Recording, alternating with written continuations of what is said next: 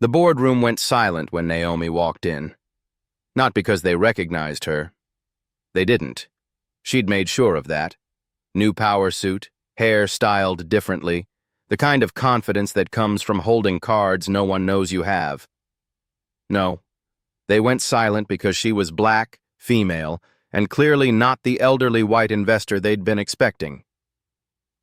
"Gentlemen," Naomi said, setting her briefcase on the mahogany table where she'd once served coffee as the CEO's invisible wife. "I believe you're waiting for the majority shareholder of Whitmore Industries. That would be me." Charles Whitmore, her ex-husband, dropped his pen. His mother, Catherine Whitmore, went so pale Naomi worried she might actually faint. "What is this?" Catherine's voice dripped with the same contempt she'd perfected over 6 years of marriage. "Some kind of joke?" "No joke, Catherine." Naomi pulled out a folder and slid it across the table. "As of 9 a.m. this morning, I own 51% of Whitmore Industries stock, which makes me the majority shareholder, which makes this," she gestured to the room full of shocked executives, "my board meeting." The folder landed directly in front of Catherine. Stock certificates, purchase agreements, all legally binding, all bearing Naomi's signature. Charles found his voice. "That's impossible. We checked. Our institutional investors were selling." Naomi sat down at the head of the table, Catherine's seat for 30 years. "Small batches. Nothing to trigger SEC notifications. I've been buying for 8 months through shell corporations, all perfectly legal." She opened her briefcase and pulled out more documents. "Surprise!"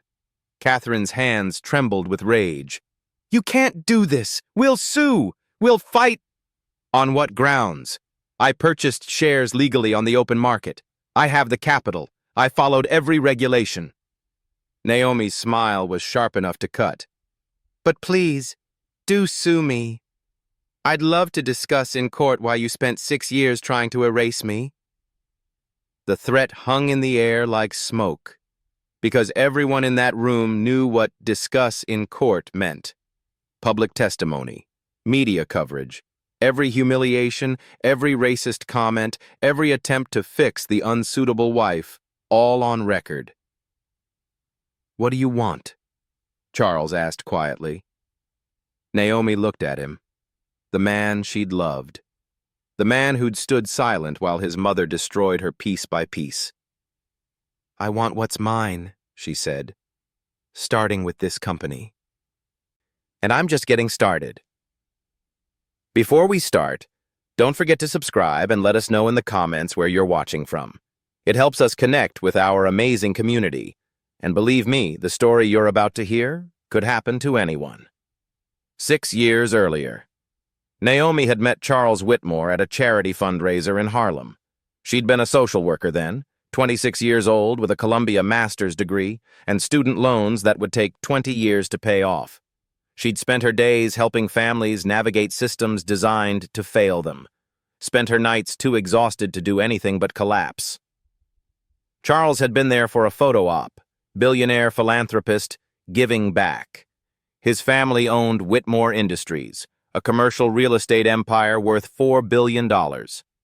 Hotels, office buildings, luxury developments across the East Coast.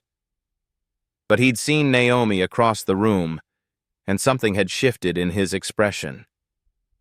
"You're passionate about this work," he'd said after approaching her, after actually listening to her talk about the families she helped. "It's my life," she'd replied. "Then let me take you to dinner. Somewhere we can talk about how to really make a difference." She'd laughed. "I can't afford the restaurants you eat at." "Then I'll take you somewhere you can, and you can pay. How's that?" They'd gone to a soul food place in her neighborhood. He'd ordered cornbread and listened, really listened, asked about her family, her dreams, her work. He'd seemed different from what she expected billionaires to be. That was the first mistake. The courtship had been intense, romantic. Charles talking about changing the family business, making it more ethical, doing real good in the world. My family won't understand at first, he'd told her 6 months in. They're old money, traditional, but I don't care. I love you. Naomi had believed him. That was the second mistake. They'd married after a year. Small ceremony. Charles said he wanted it intimate. Naomi's family came. Her mother Gloria, who cleaned houses. Her brother Marcus, who worked as a building superintendent. Her sister Janelle, finishing nursing school. Charles's family sent regrets. Prior commitments. They'll come around once they meet you, Charles had promised. That was a lie. What followed were 6 years of systematic erasure. It started subtly. Catherine Whitmore's comments about Naomi's natural hair. Have you considered a more polished look for the charity gala? Questions about her family. And what do your parents do? Said with a smile that never reached her eyes. Suggestions about her wardrobe. Perhaps something more Whitmore for the board dinner. Then the etiquette lessons Catherine insisted on. If you're going to represent this family, you need to know how we do things. Speech coaching to soften her Bronx accent. People will take you more seriously. Wardrobe consultations to replace her entire closet. You can't wear that to the opera. And slowly Naomi had changed. Straightened her natural hair, modified her speech, learned which fork to use, memorized the names of important families, acceptable charities, proper conversation topics. She'd erased herself, piece by piece. And Charles? Charles had encouraged it. You're doing so well, darling. Mother says you're making real progress. Progress toward what? Toward being someone else entirely. But Naomi had kept trying, kept believing that if she just perfected the performance, she'd finally belong. That was the biggest mistake of all. The breaking point came at the Whitmore Annual Charity Gala. It was the event of the season. 500 guests, black tie, held at the family's Connecticut estate. Politicians, celebrities, business titans, everyone who mattered in New York society. Naomi had spent weeks preparing. The perfect gown, a stunning midnight blue custom design that cost more than her mother made in 6 months. Hair professionally styled, makeup flawless, every detail perfect. She'd thought she was ready. She was wrong. The evening started normally. Champagne, networking, Naomi playing her role perfectly, smiling, gracious, the ideal Whitmore wife. Then Catherine took the microphone for her annual address. Thank you all for coming to support the Whitmore Foundation's work, Catherine began, resplendent in cream Chanel. This year, we're particularly proud of our urban renewal initiative. Naomi felt the first prickle of unease. Urban renewal was code for gentrification, for displacing the communities Naomi had spent her career helping. We believe in improving neighborhoods, Catherine continued, bringing in better quality residents, raising standards. The subtext was clear. Better quality meant wealthier, meant whiter. Naomi's hands clenched around her champagne glass. And speaking of improvement, Catherine's smile sharpened. I'd like to acknowledge someone special tonight. My daughter-in-law, Naomi. Every head turned toward Naomi.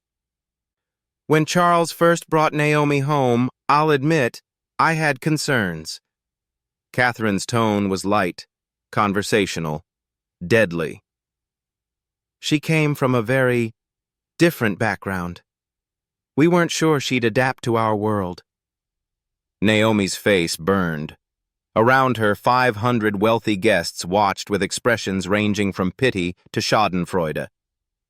But I'm pleased to say she's worked very hard to fit in. The etiquette lessons have helped tremendously. The speech coaching, the wardrobe updates. Catherine's smile never wavered. She's proof that with enough effort, anyone can learn to be presentable. The room was silent except for a few uncomfortable laughs. Naomi looked at Charles, waiting for him to say something. Anything. Charles stared at his shoes. So let's raise a glass, Catherine concluded, to improvement, to rising above one's origins, to the Whitmore standard.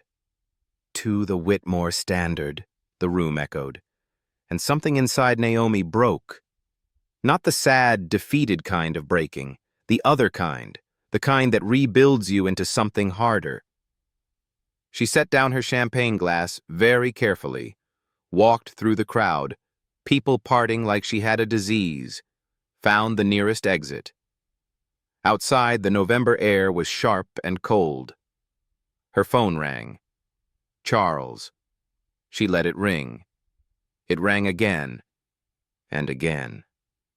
Finally, she answered. Naomi, come back inside. Mother didn't mean... Your mother said exactly what she meant, Charles. She was just nervous. The speech came out wrong. She called me a project. In front of 500 people, she said I was your charity case who'd been successfully trained. You're overreacting. I'm reacting. Naomi's voice was ice. There's a difference. I'm reacting to 6 years of being told I'm not good enough. That my hair is wrong, my speech is wrong, my family is wrong, my entire existence is an embarrassment to your precious Whitmore name. Naomi, I'm done, Charles. Done performing. Done shrinking. Done erasing myself for people who will never accept me. What are you saying? I'm saying I want a divorce. Silence. Then, don't be ridiculous, you're upset. We'll talk in the morning. There's nothing to talk about. Email me your lawyer's information. I'll have mine contact them. She hung up. And standing there in the cold, wearing a dress that cost more than her mother's monthly rent, Naomi made a promise to herself. They will regret this. All of it. The divorce was brutal. Charles's lawyers buried her in paperwork. The prenup, which she'd signed 3 days before the wedding while stressed and overwhelmed, left her with almost nothing. $500,000. That was it. For 6 years of marriage, 6 years of erasure, 6 years of her life. The estate, the art collection, the investment accounts, all stayed with Charles. You should have read what you signed, Catherine said at the final settlement meeting, unable to resist one last twist of the knife. But I suppose girls from your background aren't taught to be careful with legal documents.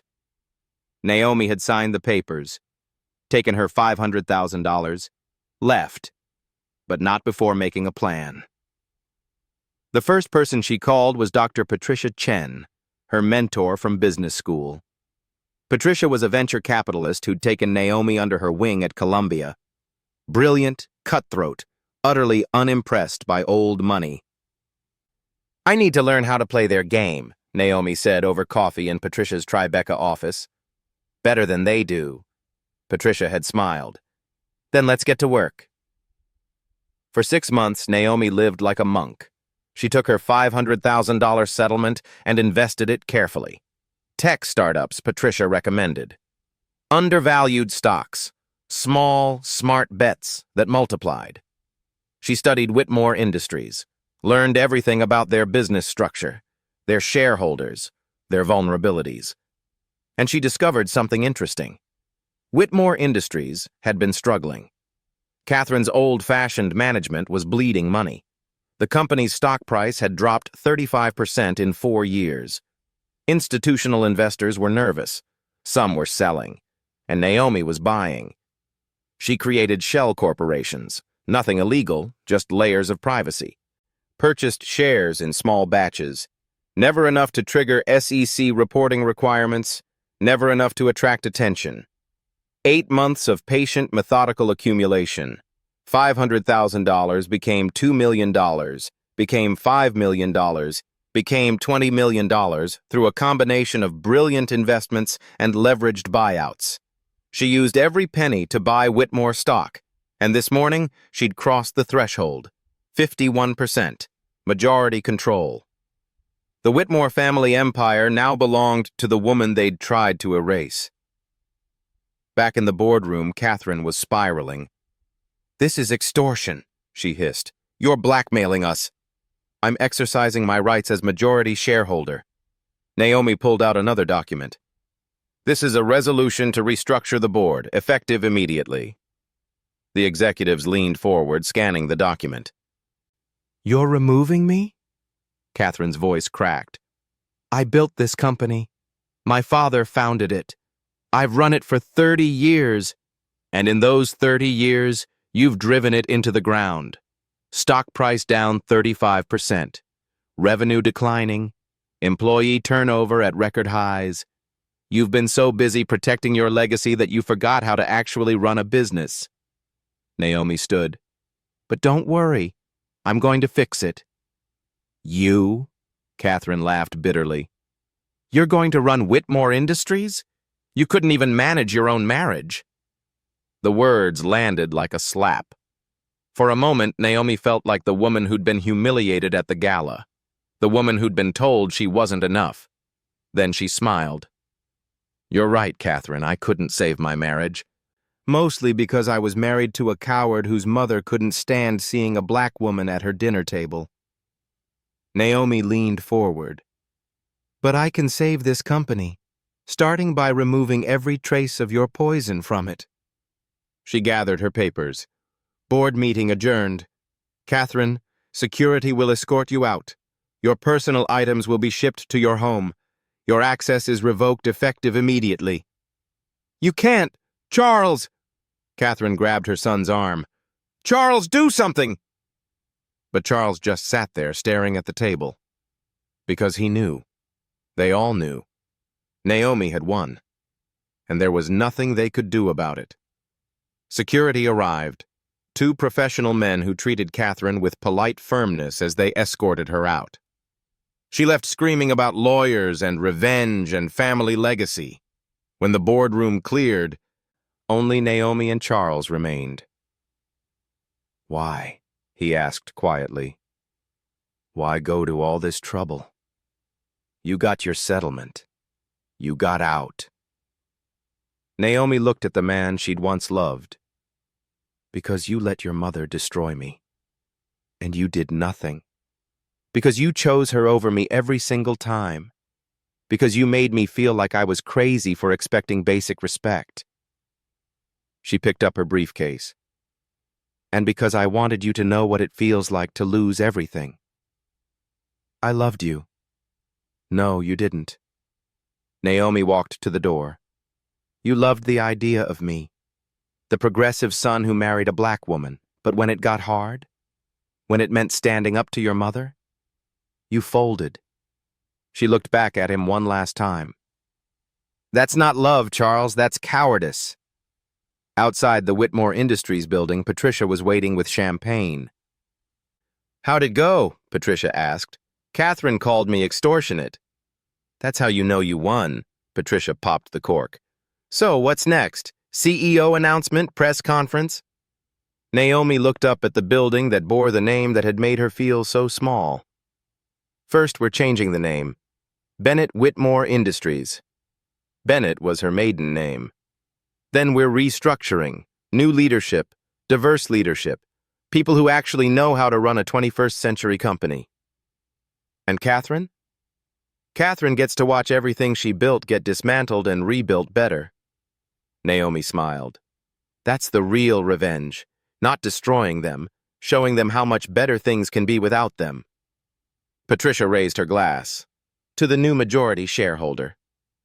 To taking what's mine, Naomi corrected. They drank, and across town, in her Connecticut estate, Catherine Whitmore threw a crystal vase against the wall and screamed. But no one was listening anymore. Her kingdom was gone. And the woman she'd tried to erase now owned everything. That night, Naomi sat in her modest Brooklyn apartment. She hadn't upgraded yet, too focused on the takeover, and finally let herself feel it. Not triumph, not satisfaction, relief.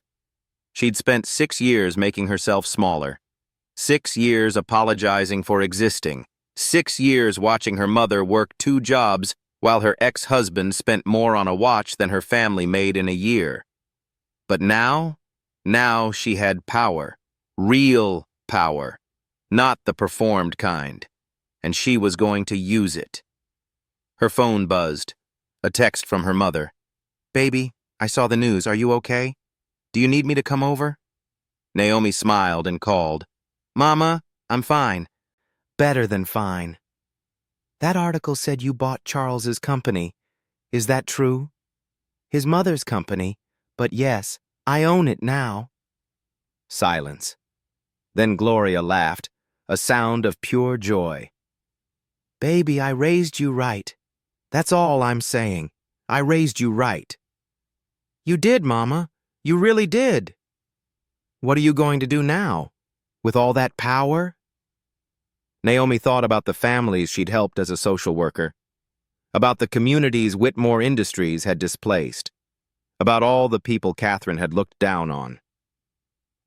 "I'm going to make things right," she said, "starting with the neighborhoods Whitmore Industries destroyed." "That sounds like my daughter. The real one, not the one that family tried to make you."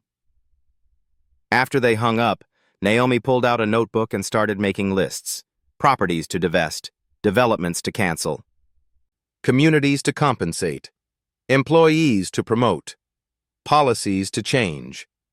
She worked until 3 a.m., and for the first time in 6 years, she felt like herself. The story broke by morning, not in tabloids, in the Wall Street Journal. Whitmore Industries undergoes surprise takeover. Former daughter-in-law, now majority shareholder. Naomi read it on her laptop over coffee that tasted like victory. The article was devastating for the Whitmores. In an unprecedented move, Naomi Bennett, formerly Naomi Whitmore, has acquired 51% of Whitmore Industries through a meticulously planned 8-month stock purchasing campaign. Ms. Bennett, who divorced Charles Whitmore III last year after a reportedly contentious marriage, used her settlement and subsequent investments to quietly accumulate majority control of the $4 billion real estate empire. Industry insiders are calling it one of the most strategic corporate takeovers in recent memory. Catherine Whitmore, who has controlled the company for 3 decades, was removed from the board yesterday. She was unavailable for comment. The stock price had jumped 12% overnight. Investors loved a shakeup, especially one that promised to modernize a company everyone knew was dying under Catherine's leadership. Naomi's phone hadn't stopped ringing. Interview requests from every major outlet. CNBC wanted her on Squawk Box. Bloomberg was offering a profile. Forbes wanted her for their cover. "You're famous," Patricia said, appearing in Naomi's apartment with bagels and more coffee.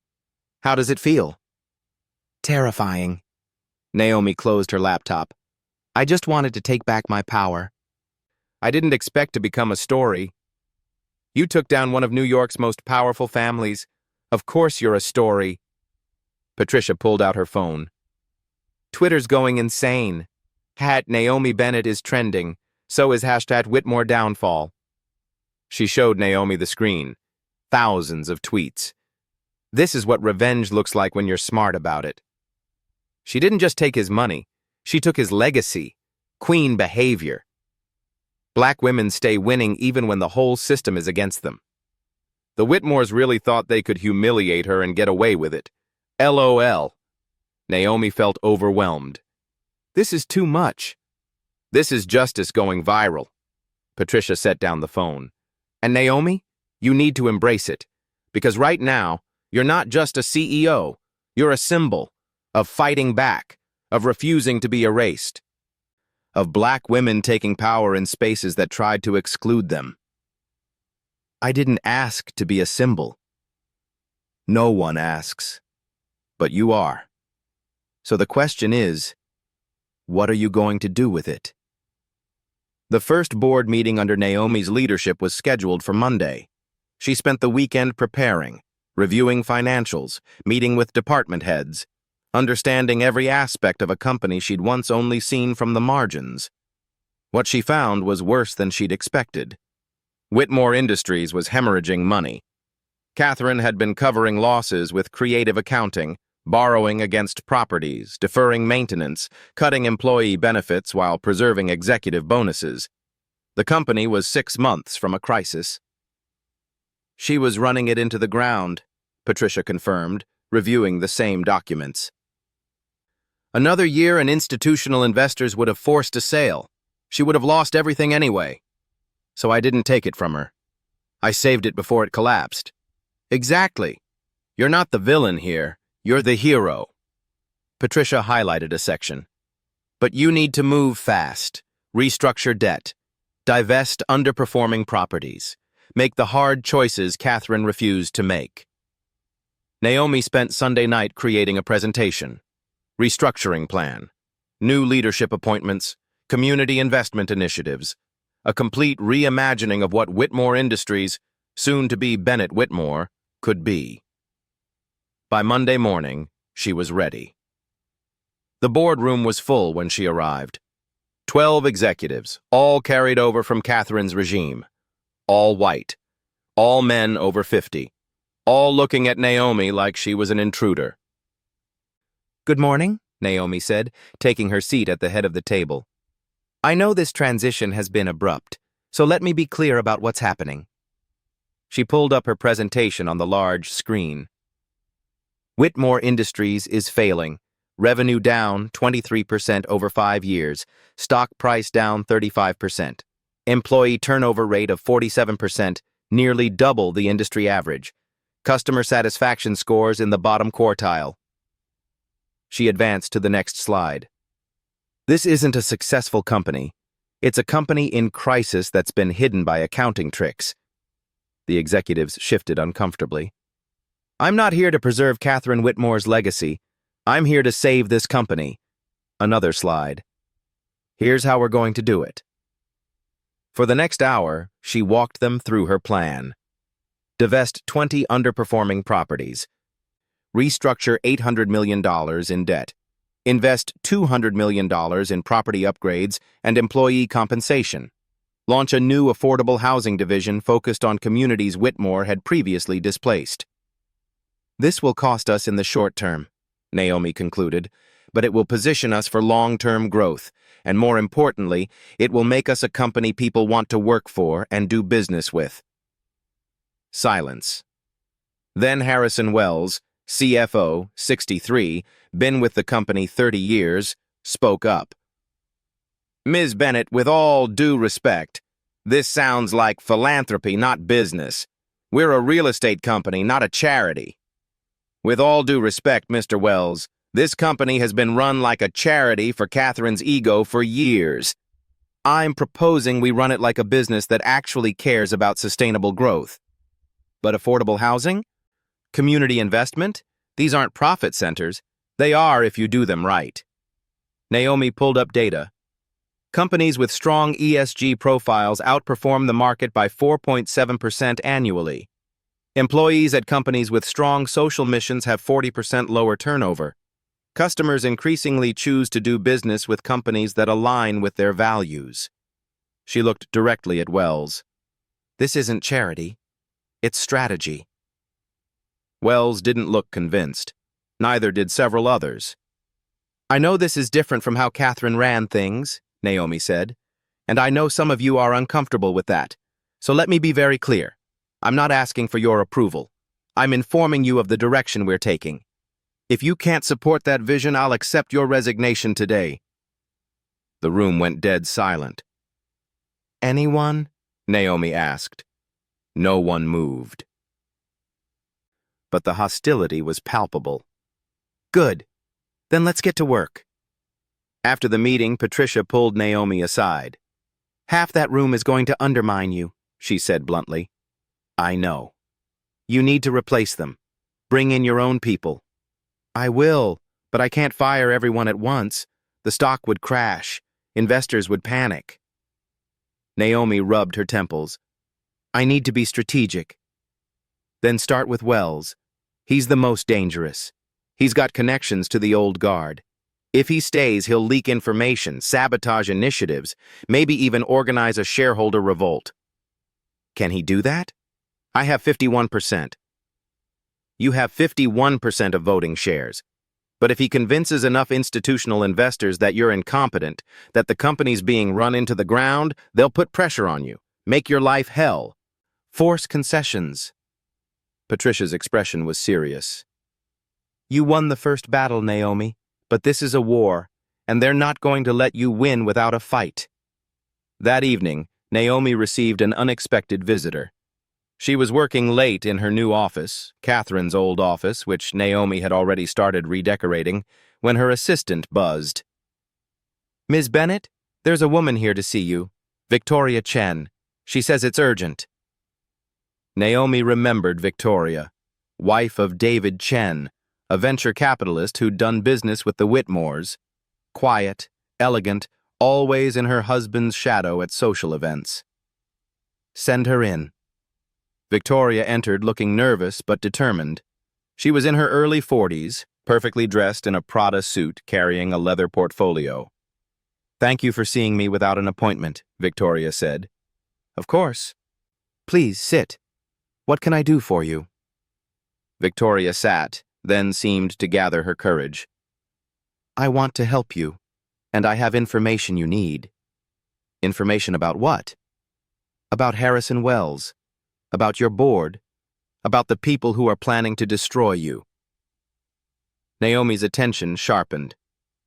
I'm listening. Victoria opened her portfolio and pulled out documents. My husband has been doing business with Whitmore Industries for 15 years. He and Wells are close friends. They golf together, drink together, and they talk. She slid the documents across the desk. David recorded some of their conversations. He keeps recordings of everything. Insurance, he calls it. I have copies. Naomi picked up the first document. It was a transcript. Wells. The Bennett woman thinks she can waltz in and change everything. It's insulting. David Chen. What are you going to do? Wells. We're organizing resistance. 3 board members are with me. We're going to make her life hell. Block every initiative. Leak damaging information to the press. Make investors nervous, force her to sell her shares back to Charles at a loss, or resign and appoint a real CEO. Chen. Is that legal? Wells. It's business. She doesn't belong in that chair. We're going to remind her of that. Naomi's hands clenched around the paper. When was this recorded? 3 days ago, the day after you took over. Why are you showing me this? Victoria's eyes filled with tears. Because I've watched my husband and his friends destroy women for years. Powerful women. Competent women. Women who threatened their little boy's club. She wiped her eyes. When I saw what you did, taking back power from people who tried to erase you, I realized I could do the same thing. You're divorcing him. I'm preparing to. But I can't use these recordings in my divorce, attorney-client privilege issues, confidentiality agreements. Victoria's voice strengthened. But you can use them to protect yourself, to stop them from destroying what you're building. Naomi looked at the recordings, at the transcripts, at the evidence of a conspiracy to undermine her. Victoria, if you give me these, David will know it was you. He'll come after you. Let him. Victoria smiled through her tears. I'm done being silent. You showed me that was possible. Now it's my turn. The next morning, Naomi called an emergency executive committee meeting. Wells arrived looking smug, flanked by the 3 board members Victoria had identified as conspirators. Thank you for coming on short notice, Naomi began. We need to discuss some concerning information that's come to my attention. If this is about the restructuring plan, we've already told you our concerns, Wells started. It's not about the restructuring plan. It's about your plan to sabotage this company. She played the recording. Wells's voice filled the conference room. We're going to make her life hell. Block every initiative. Leak damaging information to the press. The color drained from Wells' face. When the recording ended, Naomi looked at him calmly. Mr. Wells, you're fired, effective immediately. Security will escort you out. You can't fire me without cause. Conspiracy to sabotage the company is cause. So is violating your fiduciary duty to shareholders. So is planning to leak confidential information. Naomi stood. You can go quietly, or I can make this very public. Your choice. Wells looked at the other three conspirators. They wouldn't meet his eyes. This isn't over, Wells hissed at Naomi. You think you can come into our world and change everything? You're nothing. You'll always be nothing. Just Charles's charity case who got lucky. I'm the majority shareholder who just fired you. Naomi's voice was ice. Security? 2 guards entered and escorted Wells out. After he was gone, Naomi turned to the 3 remaining board members. Anyone else want to resign today? They shook their heads quickly. Good. Then let's get back to work. The Wells firing made headlines that afternoon. New Whitmore CEO cleans house. Longtime CFO terminated for alleged sabotage. Naomi's phone exploded with calls, some supportive, some horrified. Charles called 17 times. She didn't answer. Catherine called once, left a voicemail. Naomi listened to it that evening, alone in her office. You're destroying everything my family built. Catherine's voice was raw with rage. Everything my father created, everything I spent my life protecting. You're a vindictive, bitter woman who couldn't handle being told she wasn't good enough. So you're destroying us. I hope you're happy. I hope it's worth it. Naomi deleted the message. Then she called her mother. Mama, I fired someone today. Someone who was planning to sabotage the company. Good. You're supposed to fire people who betray you. He called me nothing. Said I was just Charles's charity case. Baby, you own a $4 billion company. You're not nothing. You're everything they're terrified of. Naomi smiled. How did you get so wise? I cleaned houses for 40 years. You learn things about people when you clean up their mess. Rich people are just people, baby. They bleed the same. They're scared the same.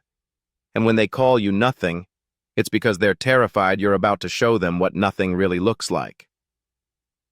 After hanging up, Naomi looked around her office. It didn't look like Catherine's office anymore. She'd removed the heavy drapes, the dark wood furniture, the portraits of stern Whitmore ancestors. Now it had light, windows, plants, photos of her family. It looked like her office. She still had a long way to go. A company to rebuild, enemies to outmaneuver, a legacy to create. But for the first time since walking out of that gala 6 months ago, Naomi felt like she was winning. Not because she'd destroyed the Whitmores, but because she'd become more powerful than they'd ever been. And she was just getting started. 6 months later, Bennett Whitmore Industries reported record profits for the first quarter under Naomi's leadership. The restructuring had worked. Divesting underperforming properties freed up capital. Investing in employee compensation reduced turnover by 60%. The new affordable housing division was getting positive press and attracting mission-driven investors. The stock price had climbed 47% since Naomi took over. The board, now featuring 4 new members Naomi had appointed, including 2 women and 3 people of color, had unanimously approved her long-term strategy. Naomi stood on stage at a press conference, taking questions from journalists about the turnaround. Ms. Bennett, there were predictions your leadership would destroy this company. What do you say to critics? I say the numbers speak for themselves. This company is stronger, more profitable, and more sustainable than it's been in a decade. Some have called this a revenge takeover. Is that fair? Naomi smiled. I call it justice. There's a difference. Revenge is about destruction. Justice is about building something better from the ruins of something broken. What's next for Bennett Whitmore? We're launching a community investment fund, $50 million to support small businesses in neighborhoods historically displaced by our development projects. We're also establishing scholarships for students from underserved communities pursuing degrees in real estate and business. Naomi paused. The old Whitmore Industries took from communities. Bennett Whitmore invests in them. The press ate it up. After the conference, Patricia found Naomi backstage. "You're a natural at this," Patricia said. "At what? Public speaking?" "At leadership. At being the face of something bigger than revenge." Patricia showed her phone.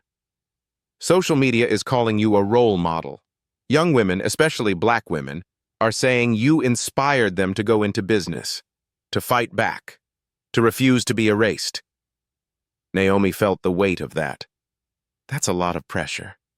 That's a lot of power. Use it. That evening, Naomi received a letter. It was delivered to her office by courier. Expensive stationery, Catherine Whitmore's handwriting. Naomi almost threw it away. But curiosity won. "Naomi, I won't ask for forgiveness. I don't deserve it. But I wanted you to know. I understand now what I did to you. For 30 years, I ran that company my way. I controlled everything, everyone. And I told myself it was about preserving my father's legacy. But it was really about preserving my power. You threatened that power, not because you were incompetent or malicious, but because you were everything I couldn't control. Smart, independent, unwilling to shrink. I see now that I tried to destroy you because you reminded me of who I could have been if I'd been brave enough to be myself instead of who my father wanted me to be, and I won't ask you to forgive me, but I wanted you to know you were right about everything, and what you're building is better than anything I ever created." Catherine Naomi read the letter 3 times. Then she folded it carefully and put it in her desk drawer. She didn't know if she believed Catherine's words. Didn't know if Catherine truly understood or was just trying to salvage some dignity. But it didn't matter. Because Naomi had moved on, built something new, become someone Catherine could never hurt again. That was the real victory.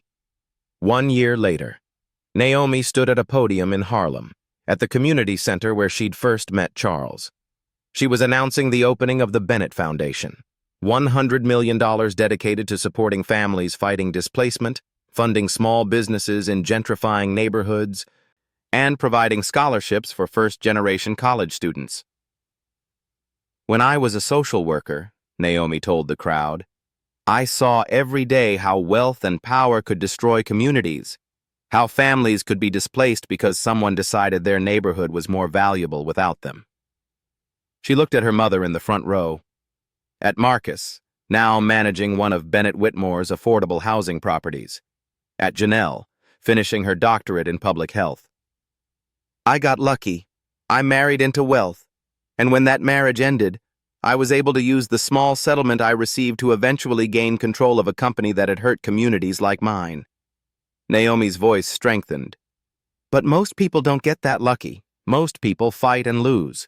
So this foundation exists to shift those odds and to give families resources to fight displacement, to give entrepreneurs capital to build businesses, to give students opportunities to break cycles of poverty." The crowd applauded. "This isn't charity," Naomi continued. "This is justice. This is taking the wealth that was extracted from communities and returning it. This is acknowledging that power comes with responsibility." After the ceremony, a young black woman approached Naomi. "Ms. Bennett, I'm Jasmine. I received one of your scholarships. I'm starting at Columbia Business School next month."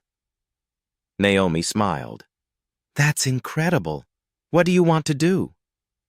"I want to do what you did. Build wealth.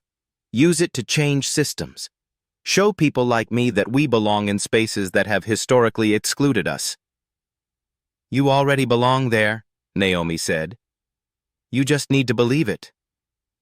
And when people try to make you small, and they will try, remember who you are, where you came from, and refuse to shrink." Jasmine nodded, eyes shining. "Thank you for showing us it's possible." After she left, Naomi stood in the community center she'd once worked in, surrounded by people who looked like her family, who came from where she came from. And she realized something.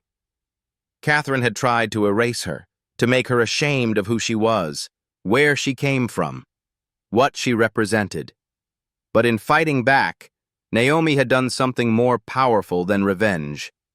She'd amplified everything Catherine tried to erase, her background, her community, her values, and she'd used them to build something Catherine never could. Not just wealth, but legacy. Real, lasting, meaningful legacy. Somewhere in Connecticut, Catherine Whitmore sat in her estate, smaller now, most of it sold to pay legal fees, and watched Naomi's foundation launch on television. She felt something she hadn't felt in years, not anger, not bitterness, pride. Strange, uncomfortable pride. The woman she'd tried to destroy had become more powerful than Catherine ever was, and she'd done it by being exactly who Catherine told her not to be. That was the lesson Catherine had learned too late. Power built on erasure doesn't last. Power built on authenticity does. 5 years later, Forbes put Naomi on their cover. The CEO who chose justice over revenge, how Naomi Bennett transformed a dying empire into a force for good. The article detailed everything. The marriage, the systematic erasure, the Gala humiliation, the secret stock acquisition, the takeover. The transformation of Bennett Whitmore from a predatory real estate company into one of the most admired corporations in America. Bennett Whitmore was now worth $7 billion. The Bennett Foundation had distributed $500 million to communities across the country. Naomi had been named one of Time's 100 most influential people, but the moment that mattered most came on a Tuesday afternoon. Naomi was leaving her office when she ran into Charles in the building lobby. She hadn't seen him in 3 years. He looked older, smaller somehow. "Naomi," he said, "congratulations on the Forbes cover." "Thank you. I read the article. Everything you've built. Everything you've done." He paused. "I'm sorry for all of it. For not defending you. For choosing my mother over you. For being too weak to be the husband you deserved." Naomi looked at him, waiting to feel something. Anger, satisfaction, vindication. She felt nothing. "Thank you for saying that," she said simply. "Do you forgive me?" "I don't think about you enough to need to forgive you." It wasn't cruel, just honest. "You're not part of my story anymore, Charles. You're just the prologue." She walked past him toward the exit. "Naomi?" he called after her. She turned. "You were always too good for us. I see that now." Naomi smiled. "No, Charles. I was always exactly good enough. Your family just couldn't see it." She left, and as she walked through Manhattan, her city, her home, her kingdom now, Naomi thought about the woman she'd been 6 years ago. Terrified, erased, convinced she was nothing. That woman was gone. In her place stood someone who'd taken the worst thing that ever happened to her and transformed it into power. Not the destructive kind, the building kind. She'd become the majority shareholder, the CEO, the philanthropist, the role model. But most importantly, she'd become herself, fully, completely, unapologetically. And that, more than any company, any wealth, any revenge, was the real victory. Catherine Whitmore had tried to erase her. Instead, she'd made Naomi unforgettable. 10 years later, the business school classroom at Columbia was packed. Professor Naomi Bennett stood at the front, teaching a seminar on ethical leadership and corporate transformation. "Today we're going to discuss a case study," she said, pulling up a slide. "A failing company, a toxic leadership culture, and a takeover that transformed it into one of the most successful firms in America." She showed the Bennett Whitmore logo. Some of you know I was the CEO who orchestrated that transformation. What you might not know is why I did it, or how. For the next hour, she told the story. Not as a revenge fantasy, but as a case study in strategic planning, emotional intelligence, and values-based leadership. The lesson isn't about taking down your enemies, she concluded.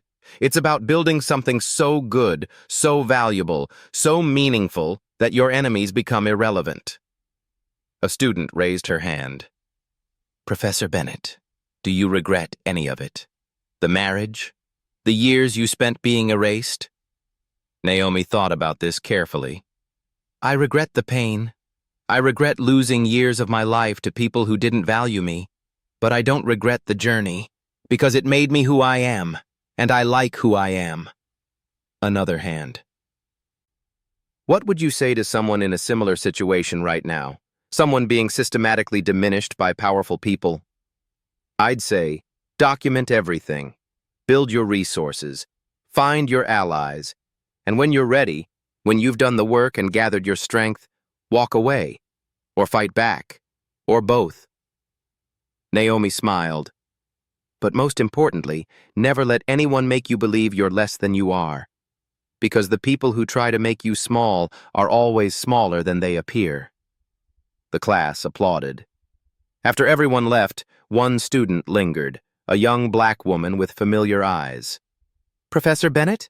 I'm Sarah Morrison. Dr. James Morrison was my grandfather. Naomi's breath caught. Dr. Morrison, the man who'd bowed his head at the gala, who'd started the cascade of respect, had passed away 2 years ago. He talked about you all the time, Sarah continued, about that night at the gala. He said it was one of the most important moments he'd witnessed in his 40 years of civil rights work. Why? Because you showed that resistance doesn't always look like protests or lawsuits. Sometimes it looks like a woman in a ballroom refusing to be erased. Sometimes it looks like strategic planning and corporate takeovers. Sometimes it looks like building power the system didn't think you could have. Sarah smiled. He said you were the future of the movement. Power that looks like justice. Naomi felt tears prick her eyes. I wish I could thank him.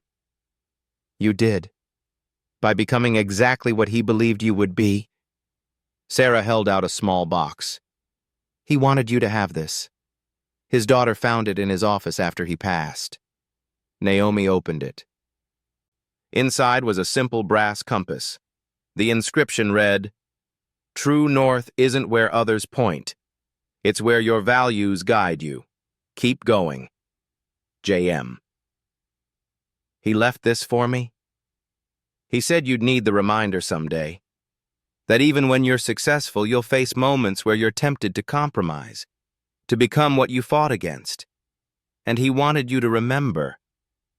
Stay true, Naomi finished softly. Stay true, Sarah confirmed. After Sarah left, Naomi sat alone in the classroom, holding the compass. She thought about Catherine, who'd compromised every value to maintain power. She thought about Charles, who'd compromised his integrity to keep his mother happy. She thought about Wells and all the others who'd chosen power over principle. And she thought about herself, about the woman she'd become, about the company she'd built, about the legacy she was creating. She'd stayed true. Through the marriage, through the erasure, through the takeover, through the success. She'd stayed true to the girl from the Bronx, to the social worker who cared about families, to the woman who refused to be made small. And that, more than any board seat, any billion-dollar company, any Forbes cover, was what mattered. Naomi put the compass in her pocket. Dr. Morrison was right. This was her north, and she would never lose it again.